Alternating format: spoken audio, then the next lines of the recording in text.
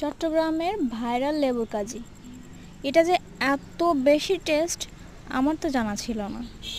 First time আজকে try করছিলাম, তো এটা অসম্ভব মজা ছিল। ফুল রেসিপি পেজে আপলোড করা আছে, অবশ্যই আপনি চাইলে দেখে নিতে পারবেন। আর মাস্ট বি এটা ট্রাই করবেন বাসায়, অনেক মজা। আর এটা যে কোনো খাবার দিয়ে কিন্তু খাওয়া যায়, যেমন ভর্তা, ভাজি, মাংস, ডিম, এনিথিং। সো অবশ্যই ট্রাই করবেন। Thank you.